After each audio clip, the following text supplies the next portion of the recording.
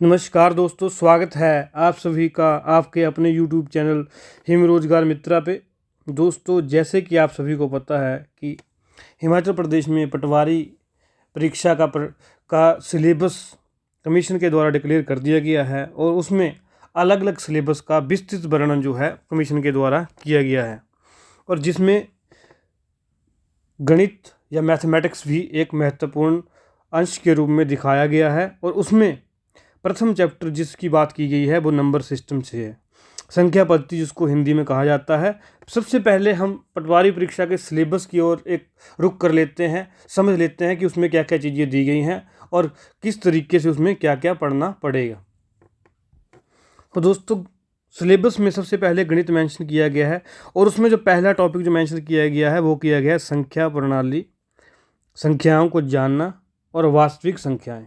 और उसमें कुछ सब टॉपिक जो है वो दिए गए हैं, जिसमें स्थानीय मान, जाति मान, भारतीय और अंतर्राष्ट्रीय संख्या प्रणाली। ये मैंने क ख ग अलग पार्ट करके बनाया है ताकि आप लोग डिफ्रेंशिएट कर सके सिलेबस में कहाँ कहाँ क्या क्या चीज़ें मेंशन है, ये आपने ध्यान में रखना है।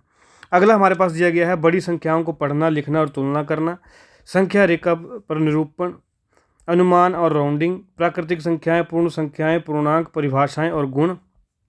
आगे दिया गया है अभाज्य और भाज्य संख्याएं, गुणनखंड, गुणज, विभाज्यता परीक्षण। और विभाज्यता परीक्षण में स्पेशल मेंशन किया गया है 2, 3, 4, 5, 6, 8, 9, 10 और 11। तो ये चीज़ें जो है ध्यान में रखनी है। आगे HCF, LCM, अभाज्य गुणनखंडन और विभाजन विधि के द्वारा, परिमेय संख्याएं, निरूपण, संचालन, दशमलव प्रसार। आगे अपरिमेय संख्याएं V2, V3 आदि। आगे दिया गया है वास्तविक संख्याओं का वर्गीकरण। आगे दिया गया है घातांक के नियम, पूर्णांक, विभिन्नात्मक। आगे दिया गया है अंकगणित का मूलभूत परिमेय। आगे दिया गया है भिन्न, दशमलव, प्रतिशत के बीच रूपांतरण। आगे दिया गया है वर्ग और वर्गमूल और उसके गुण। और लास्ट जो इस टॉपिक का सब टॉपिक है वो दिया गया है घन, घनमूल एवं संबंधित अवधारणाएं। तो दोस्तों, ये तो देखा हमने सिलेबस के बारे में। तो इस चैप्टर का जो नाम है वो है नंबर सिस्टम, संख्या पद्धति, जिसमें दोस्तों अगर हम सिलेबस को देखें तो सिलेबस में हर टर्म जो है वो मेंशन की जाई है। लेकिन अगर हम पूरे सिलेबस को देखें, ये जो सिलेबस का मैथ का पहला ही, गणित का पहला ही पार्ट था, अगर हम पूरे को देखेंगे तो इसमें लगभग 22 से 25 चैप्टर जो है वो हमारे पास पढ़ने को बन जाते हैं। सिलेबस काफ़ी देखने को लंबा लग रहा है, लेकिन अगर हम प्रीवियस ईयर पेपर्स को देखें और जिस तरीके से हमारे पास ये मेंशन किया गया है कि +2 लेवल का एग्ज़ाम आएगा, हमें ये ध्यान में रखना है कि +2 लेवल का एग्ज़ाम जो है वो आएगा, तो हमें उस तरीके से ही सिलेबस को पढ़ना पड़ेगा। तो दोस्तों, अगर हम +2 लेवल को ध्यान में रखें तो इस जो फर्स्ट पार्ट है, जो पहला पार्ट है, जो पहला टॉपिक है, उसमें अगर हम मोटा मोटा ध्यान में रखें तो हमें क्या पढ़ना पड़ेगा? तो हमें सिर्फ संख्या पद्धति और इसके कुछ इम्पोर्टेंट वैल्यूज़ या कुछ रूल्स हैं वो पढ़ने पड़ेंगे, जो नियम है वो पढ़ने पड़ेंगे।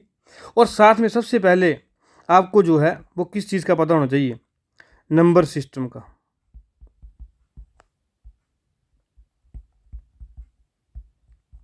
सबसे पहले आपको संख्या पद्धति का ही पता होना चाहिए कि नंबर सिस्टम है क्या चीज़। उसके बाद तो आप जो है उस चैप्टर में जो जो बातें लिखी गई हैं उसको पढ़ पाएंगे। तो आज हम जो है दोस्तों, मैंने आपसे कहा था कि हम सिलेबस कंप्लीट करवाने की कोशिश जो है हिम रोजगार मित्र चैनल पे की जाएगी।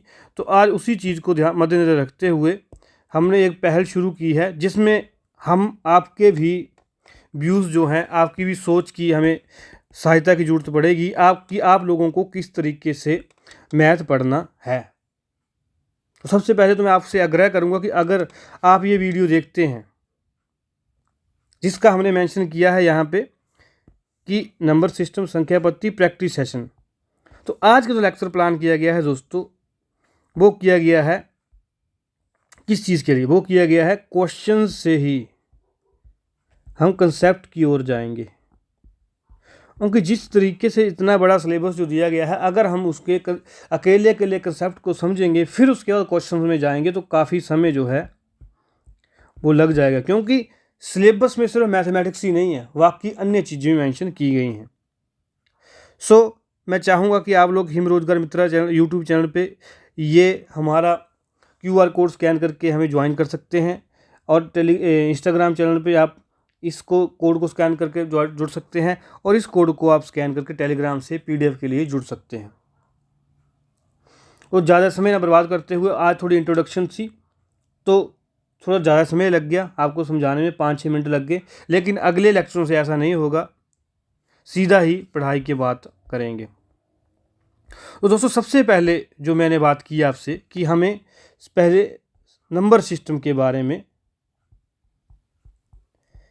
संख्या पद्धति के बारे में हमें खुद पहले पता होना चाहिए कि कौन कौन से नंबरों को क्या बोला जाता है। ये दोस्तों मैं पहले से लिख के क्यों लाया हूँ, क्योंकि लेक्चर काफ़ी लंबे हो जाते हैं और फिर आप लोगों को देखने के लिए भी मुश्किल होती है, वैसे ही हौसला टूट जाता है कि 1 घंटे का लेक्चर हो गया। तो ठीक है, यहाँ से हम जो है नंबर सिस्टम पढ़ना शुरू करते हैं। दोस्तों सबसे पहले आती हैं प्राकृतिक संख्याएं या प्राकृतिक संख्याएं, दोनों एक ही बात है। प्राकृतिक संख्याएं कहाँ से होती हैं? 1 से लेके 2, 3, 4 आगे इन्फिनिटी। इन्फिनिटी का मतलब है जहाँ तक आप सोच सकते हैं वहाँ तक। तो प्राकृतिक संख्याएं वो हैं जो 1 से लेके इन्फिनिटी तक पॉजिटिव साइड सब जाती हैं, वो होती है प्राकृतिक संख्याएं। और उसके बाद दोस्तों आती है पूर्ण संख्याएं। पूर्ण संख्या में दोस्तों 0 भी आती है, और उसके बाद 1, 2, 3, 4, 5। और दोस्तों अगर हम यहाँ पे देखें तो हम ये देख सकते हैं कि जो भी प्राकृतिक संख्याएं हैं वो सब की सब यहाँ से लेके यहाँ तक लिखी गई हैं, और उसमें अगर 0 ऐड कर दिया गया है तो वो पूर्ण संख्या बन जाती है। इसीलिए एग्जाम में अगर स्टेटमेंट आ जाती है आपके पास कि स्टेटमेंट क्या आ सकती है कि सभी प्राकृतिक संख्याएं पूर्ण संख्याएं होती हैं, सभी प्राकृतिक संख्याएं पूर्ण संख्याएं होती हैं, तो वो जवाब सही होगा। क्योंकि आप यहाँ पे देखिए कि प्राकृतिक संख्या 1 से लेके इन्फिनिटी, इन्फिनिटी का मतलब होता है अनंत तक, जहाँ तक गिनती आप सोच सकते हैं कि 1 से लेके अनंत तक जहाँ तक आप गिनती सोच सकते हैं वो होती हैं प्राकृतिक संख्याएं। लेकिन जब उसमें 0 जुड़ गई तो प्राकृतिक संख्या, तो वो पूर्ण संख्या बन गई। तो अब आप देखिए कि हाँ, सारी प्राकृतिक संख्याएं पूर्ण संख्याएं होती हैं, परंतु सब पूर्ण संख्याएं प्राकृतिक संख्याएं नहीं हो सकती।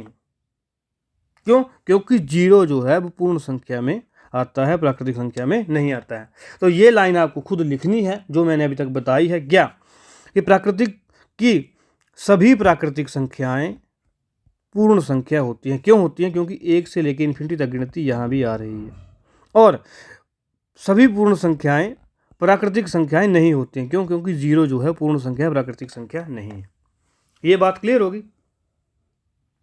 आगे बढ़ेंगे पूर्णांक।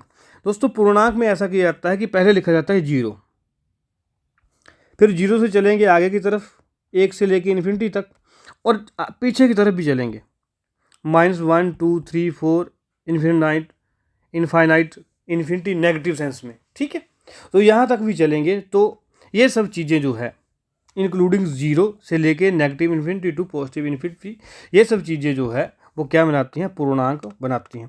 और दोस्तों पूर्णांक जो है वो 2 तरीके के होते हैं, एक होते हैं धनात्मक पूर्णांक, एक होते हैं ऋणात्मक पूर्णांक। धनात्मक पूर्णांक वो हैं जो 0 के राइट साइड लिखे जाते हैं, दाईं ओर लिखे जाते हैं, और ऋणात्मक पूर्णांक 0 के बाईं ओर लिखे जाते हैं। ये आपको ध्यान में रखना है, और ये हमेशा नेगेटिव होते हैं, ये देख सकते हैं आप, और धनात्मक पूर्णांक हमेशा पॉजिटिव होते हैं, ये आप देख सकते हैं। ठीक है, अब आगे बढ़ेंगे। सवाल आता है हमारे पास कि क्या 0 धनात्मक पूर्णांक है या ऋणात्मक पूर्णांक है? दोस्तों 0 ना ही धनात्मक है ना ही ऋणात्मक है, 0 न्यूट्रल है। ठीक है, ये आपने ध्यान में रखना है। आगे हमारे पास टर्म आती है ऋणेत्र। ऋणेत्र पूर्णांक, फिर आती है धनेत्र पूर्णांक। तो ये क्या चीज़ें होती हैं? ऋणेत्र पूर्णांक का मतलब है वे सभी पूर्णांक जो नेगेटिव नहीं है। वे सभी पूर्णांक जो नेगेटिव नहीं है। तो नेगेटिव कौन कौन से नहीं है? 1 2 3 4 5 6 आगे तक जहाँ तक गिनती जाती है वो प्लस जीरो, क्योंकि जीरो ना तो नेगेटिव है ना तो पॉजिटिव है। तो ऋणात्मक पूर्णांक कौन से आएंगे? ये मैं यहाँ मार्क कर दूंगा, या जीरो से लेके पॉजिटिव तक जो है वो कौन से आएंगे? ऋणात्मक ऋणोत्तर पूर्णांक। ठीक है। और वे सभी पूर्णांक जो जीरो से लेके नेगेटिव इन्फिनिटी तक, 0 -2 -1 -2 -3 -4 -5 इन्फिनिटी तक आते हैं, वो क्या कहलाते हैं? धनेत्र पूर्णांक। और धनेत्र पूर्णांक क्या होते हैं? वे सभी पूर्णांक जो धनात्मक नहीं है, धनात्मक नहीं है। ठीक है, वो हो गए धनेत्र। और जो ऋणात्मक नहीं है वो क्या हो गए? वो हो गए ऋणेत्र। तो ये आपने ध्यान में रखना है। और ये आप नोटिस करेंगे कि जीरो जो है वो धनेत्र पूर्णांक में भी आती है और जीरो ऋणेत्र पूर्णांक में भी आती है। क्यों? क्योंकि जीरो एक न्यूट्रल टर्म है। ये आपने ध्यान में रखना है। अब यहाँ पे हम देखेंगे, क्या देखेंगे कि एग्जाम में स्टेटमेंट आ सकती है कि सभी प्राकृतिक संख्याएं पूर्णांक होती हैं। सभी प्राकृतिक संख्याएं पूर्णांक होती हैं। ये देख सकते हैं, यस सही बात है, सभी प्राकृतिक संख्याएं पूर्णांक होती हैं। और सभी पूर्ण संख्याएं भी पूर्णांक होती हैं। ये भी आपको ध्यान में रखना है। सभी प्राकृतिक संख्याएं भी पूर्णांक होती हैं और सभी पूर्ण संख्याएं भी पूर्णांक होती हैं। ये आपने ध्यान में रखना है। लेकिन सब पूर्णांक जो है वो पूर्ण संख्याएं नहीं होते हैं, क्योंकि पूर्ण संख्याओं में नेगेटिव वैल्यूज, ऋणात्मक वैल्यूज जो है वो नहीं आती हैं। ठीक है, इस तरीके से आगे बढ़ेंगे। आगे आता है परिमेय संख्या, जिसको बोला जाता है रैशनल नंबर्स। परिमेय संख्या वो है जो पी वाई क्यू की फॉर्म में लिखी जाती है और जिसमें क्यू जो है वो जीरो नहीं होना चाहिए, जिसमें अंश हर जो है वो जीरो नहीं होना चाहिए। और पी और क्यू क्या होंगे? पूर्णांक होंगे। ये आपने ध्यान में रखना है। जैसे 1/2, 5/7, -3/4 और ये सारी एग्जाम्पल। ठीक है। और अपरिमेय संख्या कौन सी है? जो पी वाई क्यू की टर्म में नहीं लिख, पी बटा क्यू की टर्म में उनको नहीं लिख सकते हैं। जैसे √2, √5, √3 और 0.101101। ठीक है, ये अपरिमेय संख्या है।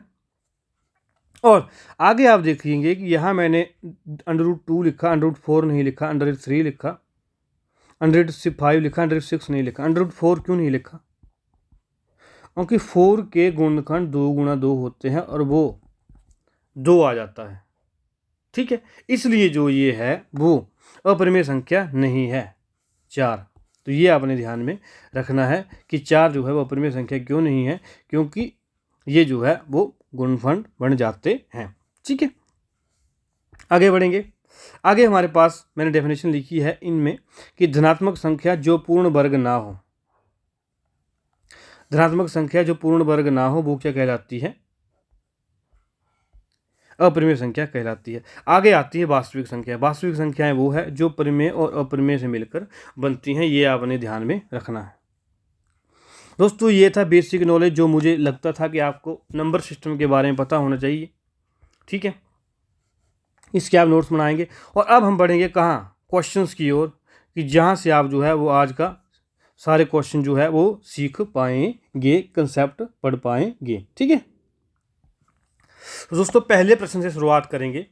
पहला प्रश्न हमारे पास क्या बोल रहा है?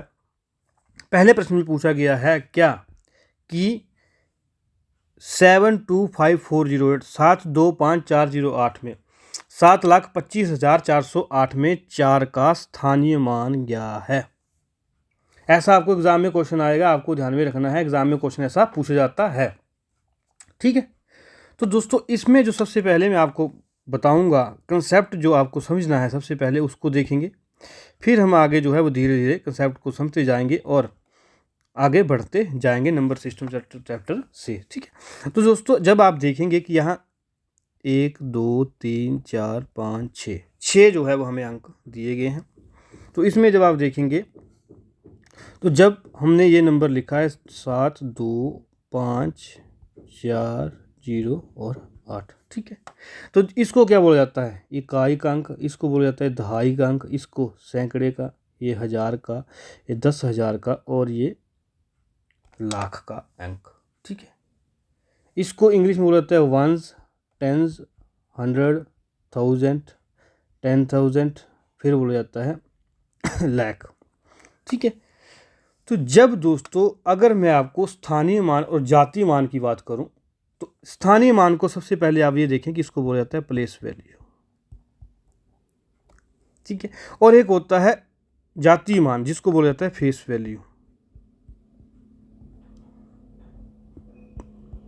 जातीय मान, ठीक है, ये दो चीज़ें होती हैं। अब देखो जातीय मान की अगर हम बात करें या फेस वैल्यू की अगर हम बात करें, तो फेस वैल्यू वो चीज़ है जो हमें दिख रही है। जैसे मान लो हमसे पूछा जाए कि 5 की फेस वैल्यू क्या है, तो 5 की फेस वैल्यू क्या है? 5 है। 8 की फेस वैल्यू क्या है? 8 है। 7 की फेस वैल्यू क्या है? 7 है। जो दिखता है वही बिकता है। इसमें आपने ध्यान रखना है कि जब भी आपसे फेस वैल्यू या जातीय मान की बात की जाए, फेस वैल्यू या जातीय मान की आपसे जो है वो बात की जाए, जातीय मान की आपसे बात की जाए, तो आपने ध्यान में रखना है कि जो दिख रहा है वही बिक रहा है। 7 का जातीय मान 7 है, 2 का 2 है, 5 का 5 है, 4 का 4 है, 0 का 0 है, 8 का 8 है। आगे बात आती है हमारे पास प्लेस वैल्यू की, स्थानीय मान की बात आती है। तो आपने ध्यान रखना है कि हमेशा आपको यहाँ से चलना है, ठीक है।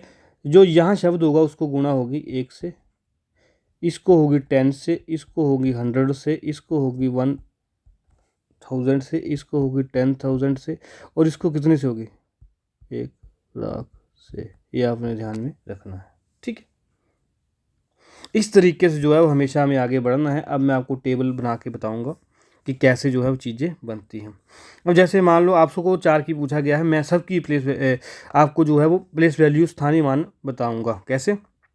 जैसे हमने लिखा यहाँ पे 7, यहाँ आया 2, यहाँ आया 5, यहाँ आया 4, यहाँ आया 0 और यहाँ आया 8। ये नंबर जो है वो हमारे पास दिया गया है। तो सबसे पहले एक बार फिर से मैं आपको जातीय मान या फेस वैल्यू के लिए कर देता हूँ। जातीय मान क्या है? 7 2 5 4, जो दिख रहा है वही जातीय मान है। अब आएगा स्थानीय मान की वैल्यू। स्थानीय मान में हम क्या करेंगे? यहाँ से चलेंगे, यहाँ से हम चलेंगे, कलर बदल देता हूँ, यहाँ से हम चलेंगे राइट साइड से, और इसको किससे गुणा करेंगे? 1 से। इस शब्द को 10 से, तीसरे शब्द को 100 से, चौथे शब्द को 1000 से, पाँचवें शब्द को 10,000 से, छवें शब्द को 1,00,000 से, ठीक है। इस तरीके से आपने बढ़ना है। अब जैसे मान लो आपसे यहाँ पे पूछा गया है, 4 की स्थानीय मान क्या है, तो 4 गुणा 100 कितना हो गया? 400। मान लो आपसे यहाँ पे पूछा होता 2 का स्थानीय मान कितना है, 2 के आगे कितनी जीरो लग गई? 4, कितना बन गया? 20,000। 7 का पूछ लेते, 7,00,000, ठीक है। ये आपने ध्यान में रखना है। इस तरीके से जो है वो हमारे पास क्या निकाली जाती है? प्लेस वैल्यू या स्थानीय मान निकाला जाता है। उम्मीद कर रहा हूँ कि आपको कंसेप्ट यहाँ से क्लियर हो गया होगा, फेस वैल्यू और प्लेस वैल्यू का, ये किस तरीके से जो है वो चीज़ें चलती हैं। और आपने बचपन से पढ़ा होगा इकाई, दहाई, सैकड़ा, हज़ार, 10,000, लाख, तो ये वही चीज़ें हैं। ये है इकाई, दहाई, सैकड़ा, हज़ार, 10,000, लाख। वैसे ही चीज़ें जो है चल रही हैं, बस नाम जो है वो थोड़ा सा सटीकता से लिखा गया है। तो इस तरीके से अगर हम यहाँ पे देखें तो इसका जो करेक्ट आंसर क्या होगा? ऑप्शन नंबर सी, क्योंकि किसकी वैल्यू पूछी गई है? 4 की। 4 का स्थानीय मान पूछा गया। 4 का स्थानीय मान कितना है? 400। तो ये आपने ध्यान में रखना है। उम्मीद कर रहा हूँ आपको कंसेप्ट क्लियर होगा। आगे बढ़ेंगे। आगे हमसे पूछा गया है 592173, 592173 को अंतर्राष्ट्रीय संख्या प्रणाली में लिखिए। ठीक है दोस्तों, यहाँ जब लिखा गया है, अब सबसे पहले आपको सॉरी क्या समझने की जरूरत है कि संख्या पद्धति होती है दो प्रकार की, ठीक है। एक हमारे पास क्या होती है, आपको जो है कॉपी पेंसिल लेके बैठना है, बोलना भूल गया मैं, नोट्स बनाने पड़ेंगे इसके थोड़े थोड़े, ज़्यादा नहीं। अब एक होता है भारतीय संख्या प्रणाली, ठीक है, एक होती है अंतर्राष्ट्रीय संख्या प्रणाली। दो प्रकार की जो संख्या प्रणाली होती है। भारतीय तो आपने ये देख ली, जिसमें आप ये देख सकते हैं कि इकाई, दहाई, सैकड़ा, हजार, 10,000, लाख ऐसे चलता है सिस्टम इसमें, ठीक है। और जब से यहाँ पे कॉमा लग जाएगा, यहाँ पे कॉमा लग जाएगा, क्यों? क्योंकि यहाँ तक सैकड़े की वैल्यूज़ हैं, उसके बाद हज़ारों की वैल्यू शुरू होती है, उसके बाद लाखों की वैल्यू। अगर हमने इसको जो है वो 7,25,408 को हम कैसे बोलते हैं? 7,25,408। अब देखो, हमने इन तीनों अंकों को इकट्ठा पढ़ते हैं, यहाँ कॉमा लगेगा, यहाँ इनको पढ़ते हैं दो को कॉमा लगेगा, और यहाँ आगे मान लो एक होता तो यहाँ इन दोनों को पढ़ते आगे एक और होता, तो ऐसे पढ़ते हैं ना। हम कैसे पढ़ते हैं? जैसे मान लो 7,25,408, और मान लो यहाँ एक है तो हम क्या पढ़ते हैं? 17,25,408। और मान लो यहाँ एक और एक है तो यहाँ क्या पढ़ते हैं? 1,17,25,408। तो यहाँ आपने ध्यान में रखना है कि जब भी आपने भारतीय पद्धति में अंकों को लिखने को मान लो आपको आ जाता है, तो आपने क्या करना है? राइट साइड से, दाईं तरफ से जो है, दाईं तरफ से, ठीक है, आपने जो है वो अंक होंगे, वो पहले 3 अंकों को राइट साइड से सदा दाईं तरफ से जो है, पहले 3 अंकों के बाद जो है कॉमा लगाएंगे, उसके बाद हर दो के बाद कॉमा लगेगा। तो ये कैसे चलेगा? भारतीय सिस्टम कैसे चलेगा? 3 2 2 2 2 ऐसे सिस्टम चलेगा। ये आपने ध्यान में रखना है कि अगर हम इंडियन पद्धति की बात करेंगे तो उसमें जो है राइट साइड से पहले आएंगे 3, फिर आएंगे 2 2 2। और अगर हम बात करें अंतर्राष्ट्रीय प्रणाली की, जो हमसे यहाँ पे पूछा गया है कि अंतर्राष्ट्रीय प्रणाली में क्या, अंतर्राष्ट्रीय प्रणाली में आपने ध्यान रखना है कि चलेंगे दाएं तरफ से ही, लेकिन 3 के सेट बनते हैं, ये आपने ध्यान में रखना है। तो इसमें जो है वो आप देख सकते हैं कि हमारे पास कितने डिजिट हैं? 6। तो आपने 1 2 3 गिने, यहाँ कॉमा लगा, आगे 3, फिर आगे। यहाँ से आप देखेंगे 1 2 3, आगे 2 आ गए, ये हो नहीं सकता इंडियन। यहाँ पे तो लास्ट में 2 है, यहाँ पे लास्ट में 2 है, तो ये तो हो नहीं सकता, ठीक है। इस तरीके से अब जैसे मान लो कि आपने ट्राई करना है, जैसे आपको बोला गया है कि 5 लाख जो भी है ये, इसके आगे जो 6 लग जाता, ठीक है। तो आपको इसमें कॉमा कैसे लगाना था? एक कॉमा लगेगा 3 के बाद यहाँ पे, एक का लगेगा यहाँ पे, तो इसको आपने ऐसे पढ़ना है, ठीक है। इस तरीके से जो है वो चीज़ें चलती हैं। और ये तो आपको पता ही होगा कि इसको जो है वो मिलियन, बिलियन, ट्रिलियन की फॉर्म में पढ़ा जाता है। और जैसे मान लो अंतर्राष्ट्रीय पद्धति की हम बात कर रहे हैं, उसमें जो है वो मिलियन पढ़ा जाता है, ठीक है। फिर पढ़ा जाता है बिलियन, ऐसी चीज़ें। तो इसमें जो है जैसे मैंने आपको बताया ये मिलियन होता है, फिर यहाँ पे आता है बिलियन, ठीक है, फिर आता है ट्रिलियन। जैसे और इसमें पद्धति कैसे चलती है? जैसे 1 2 2 4 2 6, आगे चलेंगी 9 0 3 3 6 2 8, 1 0 यहाँ पे रह गई थी, 9 0 चलेंगी। अब आगे आएगा ट्रिलियन, तो फिर 3 0 और बढ़ जाएंगी, 1 2 3 4 5 6 7 8 9 10 11 12 0 लगेंगी, सॉरी, ठीक है। इस तरीके से जो है वो सिस्टम जो है हमारे पास चलेगा, ये आपने ध्यान में रखना। और कैसे? ऐसे ऐसे, फिर ऐसे ऐसे ऐसे, और यहाँ पे 3 के जो गैप के बाद जो है वो आपको कॉम में लगाने हैं। ये आपने ध्यान में रखना है कि अगर आपने अंतर्राष्ट्रीय संख्या प्रणाली की बात करेंगे तो हमने कैसे चलना है? मिलियन, बिलियन और ट्रिलियन। मिलियन में होगी 6 0, ये भी लिख देता हूँ आपको अंडरस्टैंड करने के लिए ठीक हो जाएगा। यहाँ पे 6 0 होती हैं, बिलियन में 9 0 होती हैं, और ट्रिलियन में 12 0 होती हैं। इसके बाद क्वाड्रिलियन भी आता है, लेकिन उसको पढ़ने की जरूरत नहीं है आपको, उसमें होगी 15 फिर, ठीक है। जैसे जितना बड़ा नंबर भी आपको जो अंतर्राष्ट्रीय में आ जाए, 3 की गैप के बाद आप चलेंगे, ये आपने ध्यान में रखना है, ठीक है। और अगर मान लो आपको जो है वो इस नंबर को, जो ये नंबर हमारे पास दिया गया है, ये नंबर जो हमारे पास दिया गया है, इसको मैं क्लियर कर दूं, ये नंबर जो हमारे पास दिया गया है, इसको अगर हमने अंतर्राष्ट्रीय प्रणाली में पढ़ना है तो हम कैसे पढ़ेंगे? हम इसको कैसे पढ़ेंगे, क्योंकि यहाँ 3 की वैल्यू जो है वो गिनते हैं, तो ये कैसे पढ़े जाएंगे? 592,173। कैसे? 592,173। ये आपने ध्यान में रखना है, ठीक है। इसको ऐसे जो है वो पढ़ा जाता है, ये आपको ध्यान में रखना पड़ेगा। और इसमें मान लो अब ये नीचे ये हमने लिखा है, तो इसके 6,592,173 ऐसे पढ़ेंगे इसको। और अगर हमने जो है वो इसको इसी नंबर को अगर हमने भारतीय संख्या पद्धति में पढ़ना है तो कैसे पढ़ेंगे? 5,92,173। यहाँ कैसे पढ़ेंगे? 65,92,173। लेकिन वहाँ जो है 3 के सिस्टम में पढ़ते हैं। ये मैं उम्मीद कर रहा हूँ कि आपको कंसेप्ट जो है वो क्लियर हो गया होगा। ये चीज़ें आपको ध्यान में रखनी है कि दाएं से बाएं और अंतर्राष्ट्रीय, ये भारतीय है, यहाँ पे लगा देता हूँ, ये भारतीय सिस्टम है, और ये जो है वो अंतर्राष्ट्रीय सिस्टम है, ये आपको ध्यान में रखना है। अगले क्वेश्चन की ओर बढ़ेंगे। जैसे मैंने ये आपको अभी ऊपर पढ़ के बताया कि 13,560 पढ़ के पता लग रहा है कि ये जो है वो इंडियन सिस्टम की बात जो है वो हो रही है। और इसको जो है हम जो है कैसे पढ़ेंगे? 13,560, तो आप देख सकते हैं कि 13,560 की बात जो है कहाँ की गई है?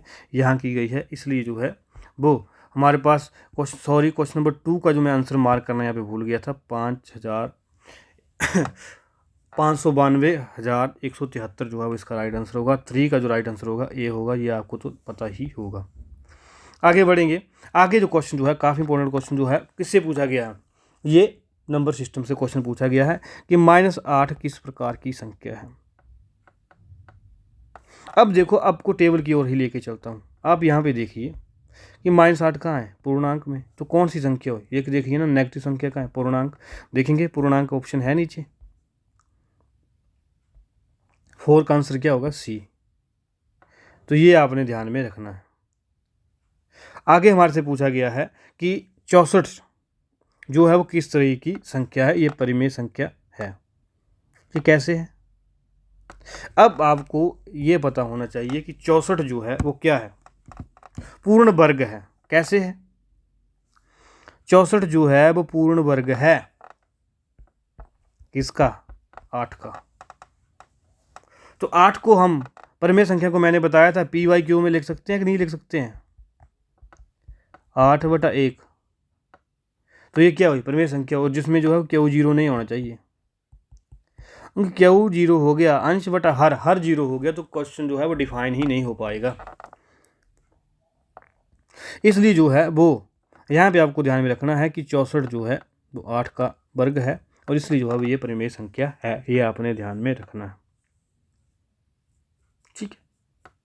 और अगर आपको मैं यहाँ 64 के जो है 64 के आपको तो आते ही होंगे गुणनखंड बनाने। अगर मैं इनको जो है वो इसके गुणनखंड बनाने आपको यहाँ पे बताऊँ कि 8 कैसे आया,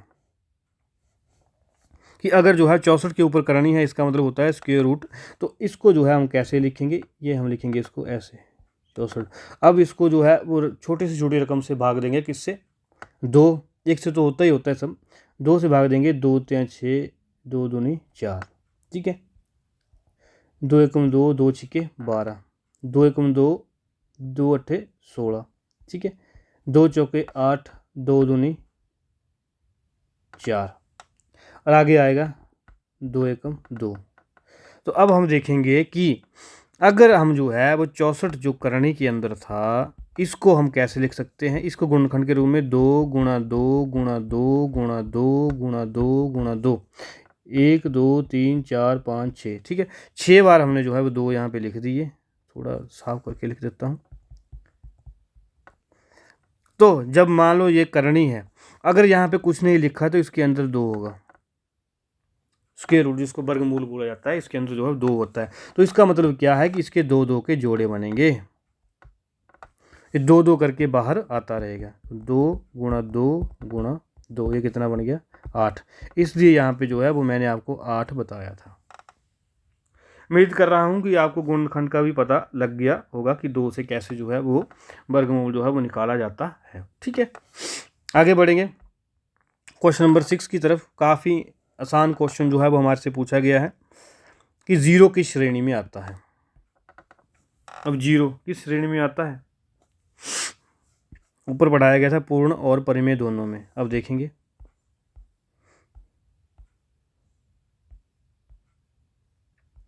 जीरो पूर्ण में आता है, यस आता है, यहाँ पर आप देख सकते हैं।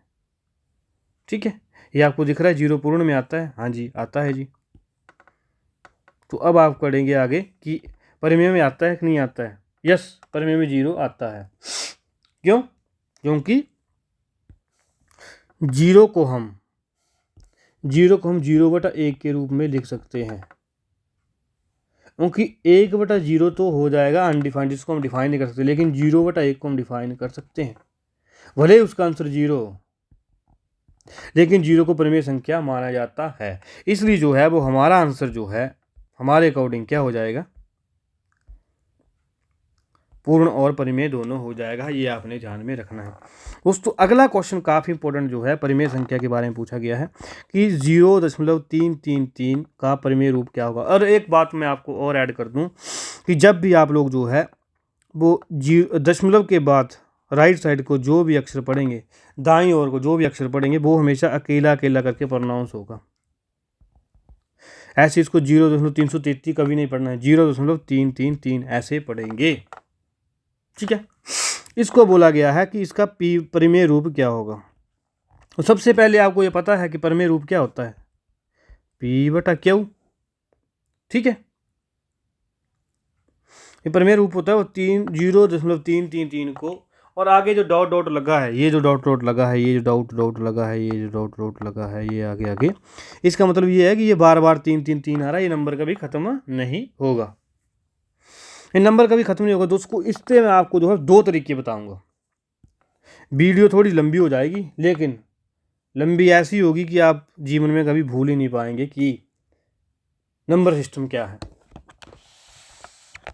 ठीक है, तो अब हम बढ़ेंगे सबसे पहले बेसिक मेथड की तरफ। बेसिक मेथड क्या बोलता है कि अगर आपने जीरो दशमलव कोई भी जो ये है नॉन टर्मिनेटिंग जो है ख़त्म नहीं होता है, असमाप्त जो है दशमलव संख्या कोई भी हो, उसका परिमेय संख्या कैसे लिखनी है, उसको एक्स मान लेना है। 0.333 इसको हम कैसे लिख सकते हैं, 0.3 के ऊपर जो है बार लग जाती है। बार का मतलब है कि ये जो संख्या है रिपीट हो रही है। ठीक है, तो यहाँ पे क्या बन गया, x = 0.3 बार। अब हम दोस्तों यहाँ पे देखेंगे कि कितने अंक जो है वो रिपीट हो रहे हैं। एक ही अंक जो है बार बार रिपीट हो रहा है, तो इस x को हम 10 से गुणा कर देंगे, क्योंकि अगर मान लो यहाँ पे 4 होता, अलग अंक है कोई रिपीट हो रहा, तो 3 4 आगे 3 4 3 4 ऐसे होता, तो हम इसको 100 से गुणा करते सॉल्व करने के लिए। अगर हमने परिमेय रूप बनाना है तो यहाँ हम करेंगे 10 से गुणा। अब देखो हमारे पास x क्या है, 0.3 है बार, इसको हमने दोनों तरफ 10 से गुणा कर दी, तो 10x = 0.3 बार गुणा 10। अब यहाँ पे देखेंगे जब हम इसको इससे गुणा करेंगे तो ये क्या बन जाएगा, 3.3 बार। बन जाएगा कि नहीं बन जाएगा, आप मुझे बताइए। कि जब आपको मैं यहाँ पे समझाता हूँ कि जब हमारे पास x क्या है 0.3333 जो भी है, इसको हमने 10 से गुणा कर दी, तो ये क्या था, जब ये था जैसे मान लो इसको, अब आप देखिए कि ये क्या होता है, दशमलव के बाद जितने भी अंक आते हैं उसके बाद बटा 10 हो जाता है। ठीक है, तो 10 से 10 कट जाएगा, एक 3 आगे नहीं चला जाएगा, ऐसे। उम्मीद कर रहा हूँ आप समझ गए होंगे। ठीक है, इस तरीके से जो है हमारे पास क्या बन गया, एक इक्वेशन हमारे पास बन गई है ये, एक क्वेश्चन हमारे पास बन गई है ये, क्वेश्चन नंबर 2। अब हम क्या करेंगे, अब क्वेश्चन नंबर 2 से एक को घटा देंगे। क्या करेंगे, वो क्वेश्चन नंबर 2 से इससे जो है वो इसको घटा देंगे। तो ये देखो यहाँ से ये गया 10x में से जब ये x चला जाएगा तो क्या बच जाएंगे, यहाँ पे 9x बच जाएंगे, 9x। और जब 3.3 बार से जो 0.3 बार कम हो जाएगा तो क्या बच जाएगा, यहाँ पे यहाँ बच जाएगा 3। बच जाएगा कि नहीं बच जाएगा। तो x की वैल्यू हमारे पास क्या आएगी, 3/9, जिसका उत्तर क्या होगा, 3 3 9, 3 एकम 3, 1/3। तो 1/3 जो है वो इसका राइट आंसर होगा, ये आपने ध्यान में रखना है। क्वेश्चन नंबर 7 का बी जो है वो राइट आंसर होगा, ये आपको ध्यान में रखना पड़ेगा। और दोस्तों ये तो मैंने आपको बताया बेसिक मेथड। बेसिक मेथड में एक बार आपको दोबारा रिपीट करूंगा, वीडियो भले थोड़ी लंबी हो जाए लेकिन कंसेप्ट समझना बड़ा ज़रूरी है। इसमें हमने जो अंक दिया था इसको हमने क्या माना, 0.3 बार इसको मान लिया, ठीक है।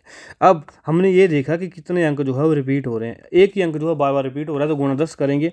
मान लो 0.34 ऐसे होते हैं तो हम 3 4 के ऊपर बार लगाते ऐसे, ठीक है, और यहाँ 100 से गुणा करते फिर, क्योंकि यहाँ 2 अंक रिपीट हो रहे थे लेकिन यहाँ एक ही अंक रिपीट हो रहा है तो हमने क्या किया, इसको ऐसे लिखा, 10 से गुणा कर दिया।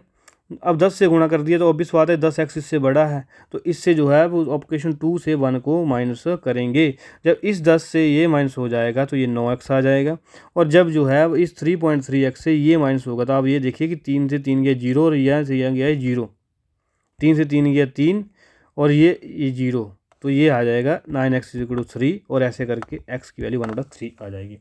लेकिन दोस्तों अब जो है, अब मैं बताऊंगा इसको शॉर्ट फॉर्म ट्रिक।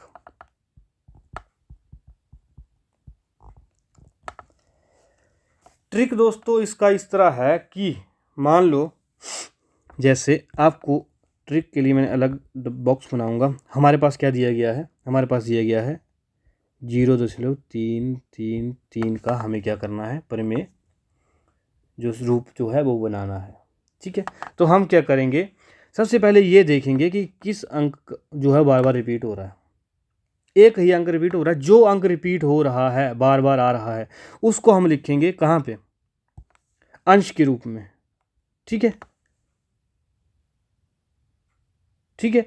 और जितनी बार रिपीट हो रहा है, एक ही अंक है तो उसके लिए 1 9 लगा देंगे नीचे। तो ये आपको कंसेप्ट थोड़ा समझना पड़ेगा ट्रिक का, कि जो रिपीट हो रहा है, जो अक्षर जो है वो रिपीट हो रहा है वो आएगा अंश के ऊपर, और जितने अक्षर रिपीट हो रहे हैं वो आएंगे हर के रूप में, ठीक है। और इसका प्रमेय रूप आप देख सकते हैं क्या बनेगा, 1/3, यहाँ से सिंपल आ गया। अब जैसे मान लो कि आपको 0.444 का ये निकालना है, ठीक है, क्या प्रमेय रूप निकालना है। अब क्या करेंगे आप, जो अंक जो है वो रिपीट हो रहा है, कौन सा अंक रिपीट हो रहा है, 4444 रिपीट हो रहा है, तो यहाँ पे आप क्या लिखेंगे, तो यहाँ पे आप क्या लिखेंगे, लिखेंगे 4, और कितनी बार रिपीट हो रहा है एंगल, एक बार, 1 4 1 4 1 4 1 4 करके ऐसे। तो प्रत्येक जो रिपीटिंग अक्षर है उसके लिए हम क्या लिखेंगे, 9 लिखेंगे, 4/9 इसका जो है वो ये आ जाएगा, ये आपने ध्यान में रखना है। अब मान लो एक एग्जाम्पल मैं और लेता हूँ दोस्तों, एग्जाम्पलों के चक्कर में वीडियो लंबी हो जाती है। जैसे मान लो हमने ले लिया 4 2 4 2 4 2, ठीक है। और अगर हमें जो है ये इसका बोला जाए कि इसका जो है वो आपने परिमेय रूप जो है वो लिखना है, तो हम कैसे लिखेंगे इसको, कौन जो है वो रिपीट हो रहा है, 4 2 4 2 4 2 रिपीट हो रहा है, तो हम क्या लिखेंगे, इस अक्षर को हम ऊपर लिख लेंगे, ठीक है। और कौन कितने अंक रिपीट हो रहे हैं, 4 और 2 4 और 2 4 और 2, तो यहाँ क्या लिखेंगे, 99 लिखेंगे इसके नीचे, ठीक है। अगर ये कटता है तो काट लेंगे, नहीं तो यही जो है वो इसका प्रमेय रूप आ जाएगा। लेकिन ये कट जाता है कैसे, अब इसको काटेंगे, 3 एकम 3, 3 चौके 12, 3 3 9, 3 3 9, 14/33 जो है वो इसका परिमेय रूप आएगा। ये दोस्तों मैंने आपको कंसेप्ट यहाँ पे समझा दिया है। और एक क्वेश्चन एग्जाम में आएगा, नोट कर लेना आप बात को, एक क्वेश्चन जो है वो वेरी इंपॉर्टेंट क्वेश्चन है, ये एग्जाम में आएगा, ठीक है। ये हो गया परिमेय रूप। आगे बढ़ेंगे, √3 किस प्रकार का है, कमेंट में बताएंगे, किस प्रकार की संख्या है, कमेंट करेंगे आप, मैंने आपको बताया है ऊपर, ठीक है। अगला क्वेश्चन है हमारे पास, ये भी आप कमेंट करेंगे, ऊपर बता चुका हूँ ये चीज़ें। आगे हम बढ़ेंगे कि अगला क्वेश्चन हमारे पास पूछा गया, क्वेश्चन नंबर 10। क्वेश्चन नंबर 10 हमारे पास जो पूछा गया है वो क्या पूछा गया है कि नंबर दिया गया है 5678 किस संख्या से निश्चित रूप से विभाज्य है। तो सबसे पहले आपको क्या जानना पड़ेगा कि डिविजिबिलिटी रूल क्या होते हैं, ठीक है। दोस्तों ये जो है हम कल की वीडियो में पढ़ेंगे, आज थोड़ी वीडियो जो है वो ज़्यादा लंबी हो जाएगी, इसको हम कल के लिए पढ़ेंगे, कल पढ़ेंगे इसको, ठीक है।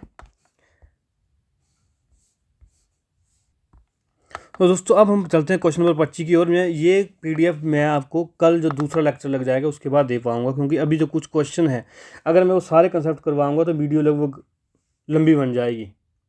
तो उसी को मद्देनजर रखते हुए मैं आज को सिर्फ जो है सिमिलर टाइप के क्वेश्चन जो है अब यहाँ पे करवा रहा हूँ, ठीक है। अभी हम पढ़ेंगे कि ये ऊपर क्वेश्चन करवाया है स्थानीय मान और जातीय मान का, कि 3,52,876 में 5 और 7 के स्थानीय मान का अंतर ज्ञात कीजिए। स्थानीय मान मतलब प्लेस वैल्यू। क्वेश्चन आएगा दोस्तों पेपर में, ध्यान रखना मेरी बात को, ठीक है।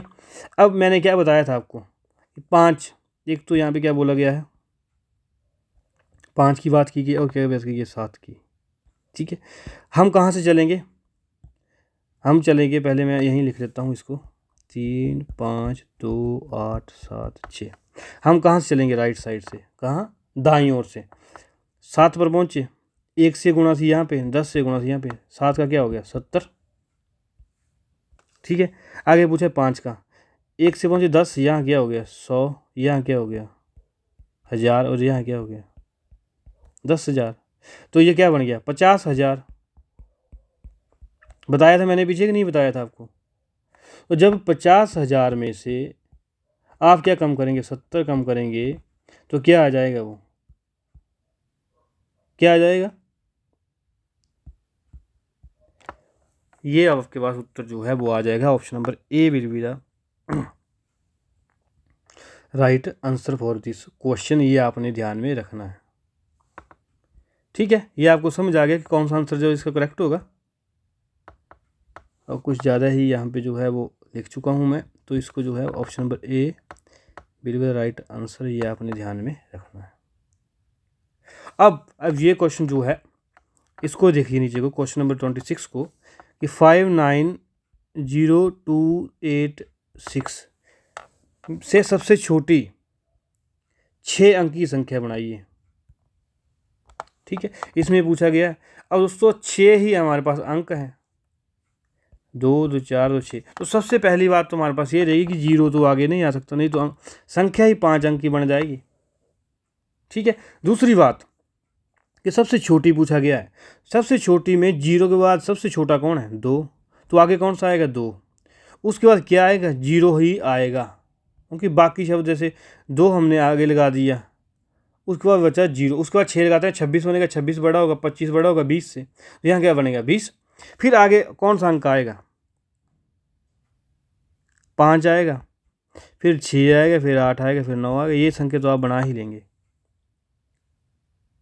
26 का A will be the right answer. अगर समझ लगी हो तो लाइक करके बताएंगे कि ये संख्या कैसे बनी, क्योंकि हमारे पास ये अंक दिए गए थे। अब 0 तो पहला हो नहीं सकता, क्यों, यहाँ तो दोस्तों मैंने ऑप्शन जो है आपको 2 से ही शुरू किए हैं, एग्जामिनर 0 से भी शुरू कर सकता है, तो 5 अंक की संख्या बन जाएगी, 6 नहीं रहेगी वो।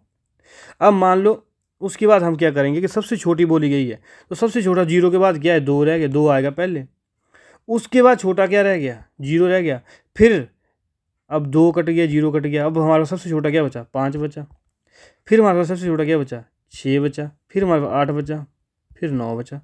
इस तरीके से जो है वो संख्या बनेगी, आपने ध्यान में रखना है। अब इस सवाल में पूछा गया है कि जो हमारे पास संख्या दी गई है 590286, इसमें जो है सबसे बड़ी 6 अंक की संख्या बनाइए। और सबसे बड़ी बनानी है, सबसे पहले कौन सा अक्षर आएगा दोस्तों, बड़ा ही आएगा, तो 9, फिर उसके बाद दूसरे नंबर पे आएगा 8, फिर 6, फिर 5, फिर 2, फिर 0, ठीक है। तो ये आपने ध्यान में रखना है, और आंसर जो A will be the right answer. इस तरीके से जो है वो दोस्तों ये क्वेश्चन होगा। आगे देखो क्वेश्चन नंबर 28 भी देख सकते हैं अभी हम, और क्वेश्चन नंबर 28 हम देखेंगे तो उसमें मैंने आपको अभी ऊपर बताया ये क्वेश्चन, चलो मैं करवा ही देता हूँ कि आपको जो है वो कैसे करना है। अब इसको हम करेंगे शॉर्ट तरीके से, कैसे करेंगे, जो मैंने ऊपर एग्जांपल दी थी आपको, कैसे करेंगे। हमारे पास क्या दिया गया है 0, 2, 7, 2, 7, 2, 7, ठीक है। अब हम यहाँ पे देखेंगे कि रिपीट क्या हो रहा है, 27 27 27 हो रहा है। ठीक है, तो इसको एक्स के रूप में क्या लिखेंगे, वही परिमेय के रूप में कैसे लिखें, परिमेय रूप संख्या के रूप में कैसे लिखेंगे, रिपीट क्या हो रहा है, जो क्या है ना वो आएगा, और कितने वो आएगा नीचे। ये आपको फार्मूला याद रखना, क्या बटा कितने। तो क्या क्या है 27, 2 और 7 रिपीट हो रहे हैं, और कितने हो रहे हैं 2, एक अंक 2 अंक देख सकते हैं, एक अंक है 2 अंक है, यही बार बार रिपीट हो, 2 नौके लग गए, एक अंक का एक नौका, दूसरे अंक का दूसरा नौका। तो आपने ध्यान में रखना है, जब हम इसको काटेंगे 3 9 3 27 9 11 99, 3/11 उत्तर हो जाएगा। ठीक है, इस तरीके से ऑप्शन नंबर कौन सी, B will be the right answer for question number 28। ये आपने ध्यान में रखना है। बाकी दोस्तों ये क्वेश्चन है, क्वेश्चन नंबर 30 है। क्वेश्चन नंबर 30 है, ये देख ही सकते हैं आप इसमें कि इसमें जो करणी है, स्क्वायर रूट है, उसके अंदर जो है -4 दिया गया है, और इसका जो राइट आंसर क्या होगा, ऑप्शन नंबर डी है। ये काल्पनिक अंक है, वास्तविक अंक नहीं है। ये कौन सा अंक है, काल्पनिक। आपको इतना जो है वो ध्यान रखना है कि करणी के अंदर जो है वो काल्पनिक संख्या, करणी के अंदर जो है वो माइनस का चिन्ह जो है वो नहीं आता है, इसलिए जो है वो ये क्या है, काल्पनिक संख्या है। ये 30 क्वेश्चन जो थे मैं आज लेके आया था, लेकिन वीडियो लंबी हो जाएगी इसलिए जो है को पूरा नहीं कर पाया। और अगर आपको जो है हमारी वीडियो समझ आई हो, मेरे कंसेप्ट ये वो समझ आए हो, तो आप मुझे कमेंट में, एक तो क्वेश्चन मैंने आपको 2 ऊपर दे दिए, कमेंट में आप मेरे को एक और बताएंगे कि आपको 0.5656 का परिमेय रूप बताएंगे। ठीक है, और 0. चलो आसान देता हूँ, 0.9999 इसका परिमेय रूप बताएंगे। ये दोनों जो है कमेंट में बताएंगे आप मेरे को, और 2 क्वेश्चन मैंने आपको ऊपर दिए हैं। तो दोस्तों ऐसे ही मज़ेदार कंसेप्ट को आसानी से समझने के लिए आप हिम रोजगार मित्र चैनल को ज्वाइन कर सकते हैं। उम्मीद कर रहा हूँ ये वीडियो आपको पसंद आएगी। और दोस्तों मैं आपसे जो है वो सुजेशन चाहूँगा, कुछ मदद चाहूँगा कि आप लोग कैसे पढ़ना चाहते हैं, आप कमेंट में बताएंगे। ये क्या मैं MCQ के सहारे आपको पढ़ाऊँ या फुल कंसेप्ट समझाऊँ। ठीक है, इन दोनों में से जैसे आप बोलेंगे वैसे हम जो है वो आपको free of cost quality content पढ़ाएंगे दोस्तों। ये मैंने आपसे वादा किया था। और अगर आप प्रीवियस क्वेश्चन उठा के देखेंगे तो जो मैंने अभी तक आपको 10 से 12 क्वेश्चन आज करवाए, वो उनमें से 2 क्वेश्चन जो है पेपर में आए हुए हैं। तो ये आपने ध्यान में रखना है। ज़्यादा समय न बर्बाद करते हुए हिम रोजगार मित्र जॉब की तैयारी जिम्मेवारी हमारी यहीं विदा लेता है। मिलेंगे कल नए कंसेप्ट से। उम्मीद रहेगी आपके कमेंट्स की कि आपको कैसे पढ़ना पसंद है, वैसे ही हम आगे प्रोसीड करेंगे, क्योंकि पेपर जो है वो फरवरी लास्ट में या मार्च फर्स्ट वीक में हो जाएगा। तो ज़्यादा समय नहीं है, इसलिए जो है थोड़ा सीरियसली लें। तब तक धन्यवाद।